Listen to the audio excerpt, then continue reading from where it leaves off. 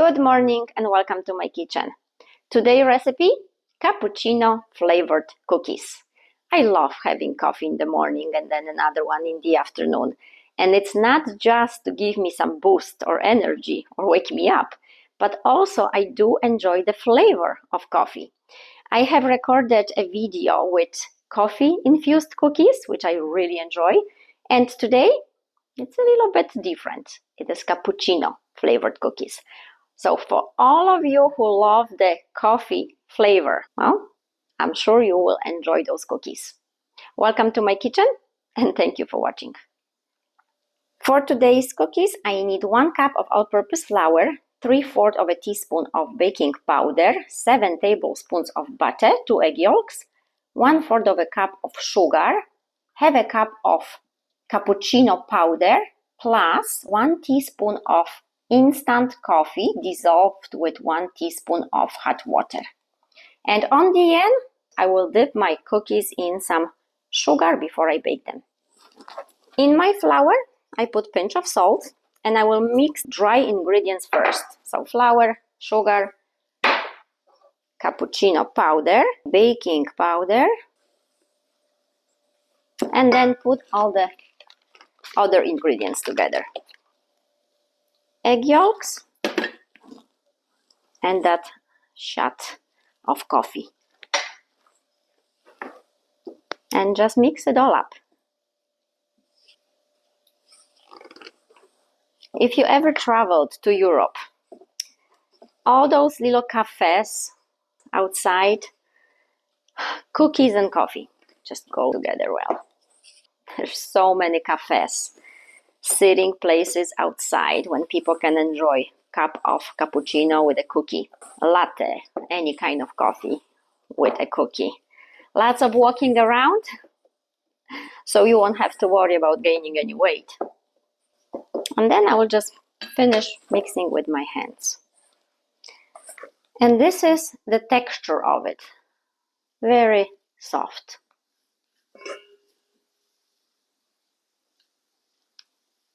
I'm sure it's hard to see as well as if you were here next to me. Now I will divide my dough, shape my cookies, and then put those cookies in the fridge for half an hour. I like to use scale to make sure that my cookies are about the same size. Because if I have smaller and bigger at the same tray, then the smaller ones might be overbaked and the bigger ones might be underbaked. If I keep them at the same size, then I don't have to worry. I'm pretty sure they will bake evenly. And once you shape them, just round, flatten them just a little bit, not too much, because they have pretty big amount of butter and butter melts in heat. That's why I put it in the fridge before I bake them to keep their shape. So when you flatten them now, they will flat for you even more once they bake. So just a tiny bit, not too much. And once you have them shaped, dip them in the sugar and just on a tray. I keep my cookies between 25 to 30 grams each. 30 would be like the biggest I've made. Okay, once you have it shaped, dip it in the sugar and on a cookie sheet.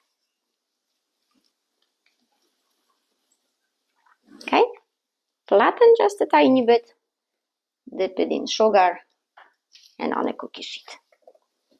You just do the same thing for all the cookies you have. Usually when I make cookies, I have my children in mind because they love it. Of course, they're kids. This time, those are for grown-ups because they have real coffee in them. I can only imagine the disappointment when they come back from school and those cookies are not for them. Okay, I need another tray.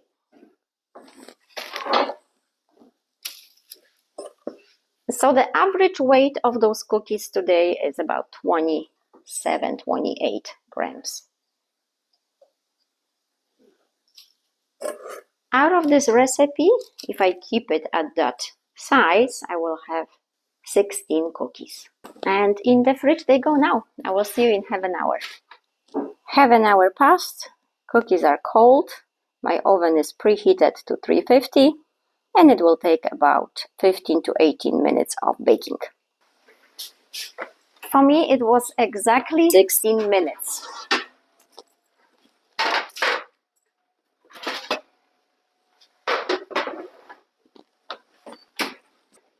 What is the indication those are ready? Well, the bottom of them. When you see it more brownish, then most likely they are ready.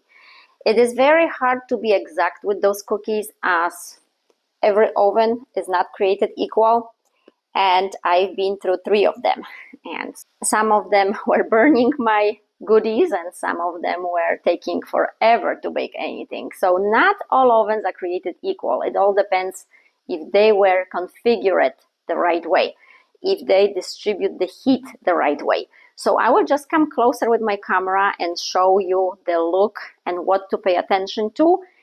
There is a saying that cooking is an art and then baking is science. With cooking, you can be more flexible. With baking, not as flexible as cooking. You have to be more specific, and sometimes even 2 minutes when you do something too long or too short, then it will not create the perfect goodies that you wanted to have.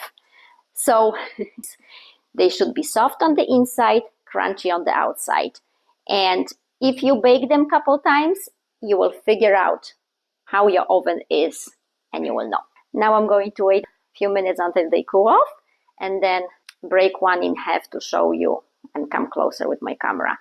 Don't try to pick them up right away. They're really crunchy, they're very delicate, so they might break for you.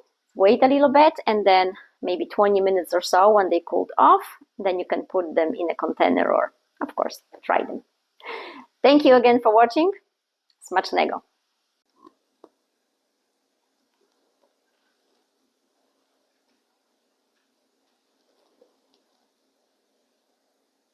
And what you're looking here for when you bake them is that light golden color, brownish color on the bottom of your cookies.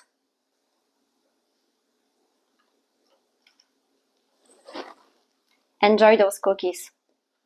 And again, thank you for watching.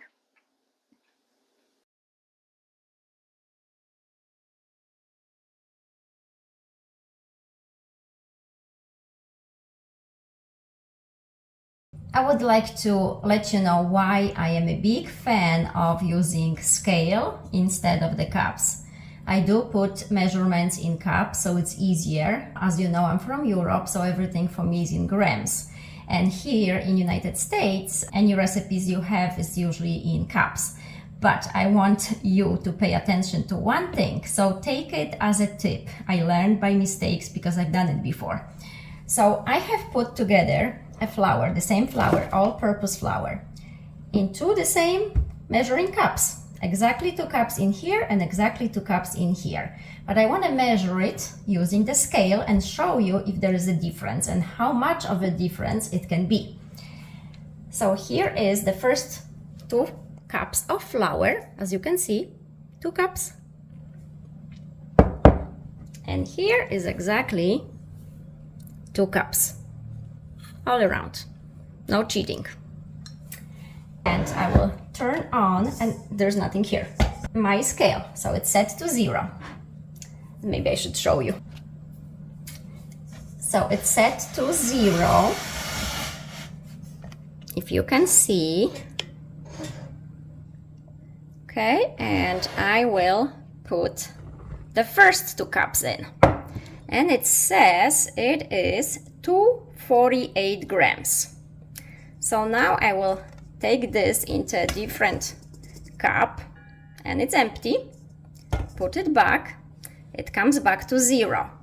And now the other 2 cups. All of it.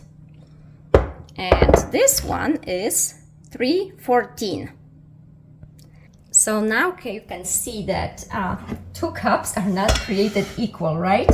They do not measure on a scale the same. So why is that? Well, it's all about handling the flour. If we are gentle with it, the flour is fluffy, it's light, and then 2 cups, nice fluffy flour. If you handle the flour, shake it, kind of bang it, on the surface somewhere, it loses its volume because it becomes dense. So you keep adding to have exactly 2 cups, right? Well, but it's much more heavier. It's much more flour that you need. So if you ever had a cake and you tried to follow the measurements and directions and the cake wasn't quite the way you hoped, it wasn't as fluffy, it wasn't as delicate, it wasn't as soft, well, maybe because there was too much flour. So it's just a tip, and I hope you will find it helpful to kind of pay attention to how we handle flours. I know how it is when you bake something and you put your heart into it, time into it, and then it doesn't come out the way you hope for. And it's frustrating. So I hope this helps. Thank you for watching.